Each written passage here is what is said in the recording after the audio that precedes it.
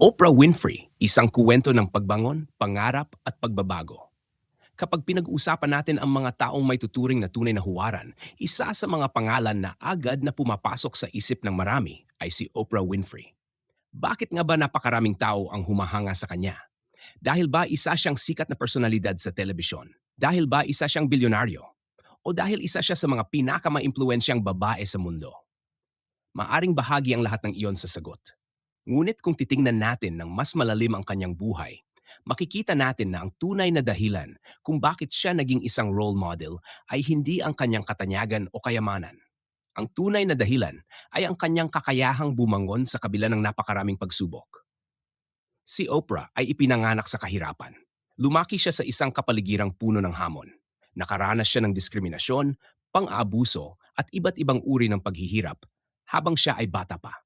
Kung iisipin natin, marami sa atin ang maaring sumuko kung tayo ang nasa kanyang sitwasyon. Marahil ay sasabihin natin, hindi na ako magtatagumpay dahil mahirap kami. O kaya naman ay sasabihin natin, hindi ko kayang abutin ang aking mga pangarap dahil wala akong sapat na oportunidad.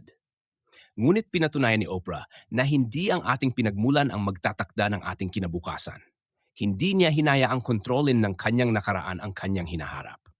Isa ito sa pinakamahalagang aral na maaari nating matutunan mula sa kanyang buhay. Madalas nating iniisip ang ating mga pagkakamali, kabiguan o kahirapan ay permanente ng bahagi ng ating pagkatao. Ngunit hindi ito totoo. Ang nakaraan ay isang kabanata lamang ng ating kuwento. Hindi ito ang kabuuan ng ating pagkatao.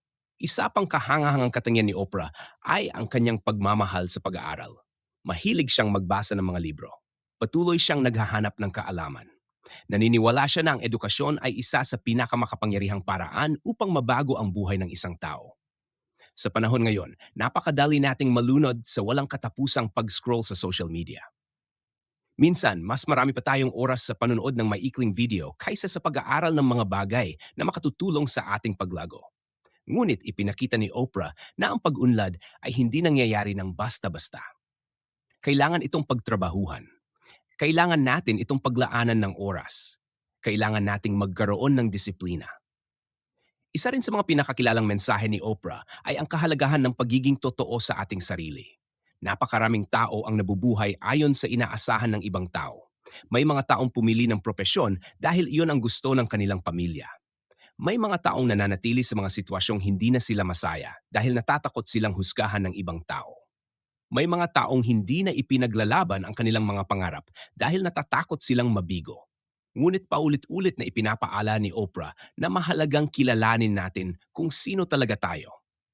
Ano ba talaga ang gusto natin? Ano ba talaga ang napapasaya sa atin? Ano ba talaga ang layunin natin sa buhay? Kapag hindi natin sinagot ang mga tanong na ito, maaring dumating ang panahon na matagumpay nga tayo sa paningin ng ibang tao, ngunit wala naman tayong tunay na kasiyahan. Isa pang aral mula kay Oprah ay ang kapangyarihan ng pasasalamat.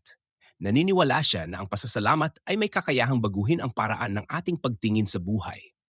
Napakadaling ituon ang ating pansin sa mga bagay na wala tayo.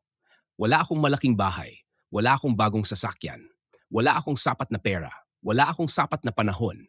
Ngunit paano kung baguhin natin ang ating pananaw? Paano kung magpasalamat tayo sa mga bagay na mayroon tayo ngayon? May pamilya pa tayo. May mga kaibigan pa tayong maasahan. May pagkain pa sa ating hapag. May pagkakataon pa tayong bumangon at magsimulang muli. Kapag natuto tayong magpasalamat, unti-unti nating mapapansin na marami pala tayong biyayang hindi natin napapansin. Ngunit marahil ang pinakamahalagang aral na may bibigay sa atin ni Oprah ay ang paggamit ng ating tagumpay upang makatulong sa ibang tao. Hindi sapat na umulad lamang tayo. Hindi sapat na yumaman lamang tayo. Hindi sapat na maabot lamang natin ang ating mga pangarap. Ang tunay na tagumpay ay nasusukat din sa dami ng taong ating natulungan.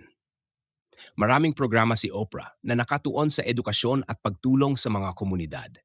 Ginamit niya ang kanyang impluensya upang makapagbigay ng inspirasyon sa milyon-milyong tao sa buong mundo. At marahil, ito ang pinakamagandang tanong na maaari nating itanong sa ating sarili ngayon. Paano natin magagamit ang ating kakayahan upang makatulong sa iba? Hindi naman natin kailangang maging milyonaryo. Hindi natin kailangang maging sikat. Minsan, sapat na ang isang mabuting salita. Minsan, sapat na ang pakikinig.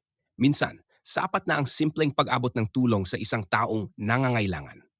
Sa pagtatapos ng ating pagninilay, tandaan natin na ang buhay ni Oprah Winfrey ay isang patunay na hindi hadlang ang kahirapan, kabiguan, o masakit na karanasan upang makamit ang tagumpay. Ang mahalaga ay hindi tayo tumitigil. Patuloy tayong natututo. Patuloy tayong nangangarap. Patuloy tayong bumabangon.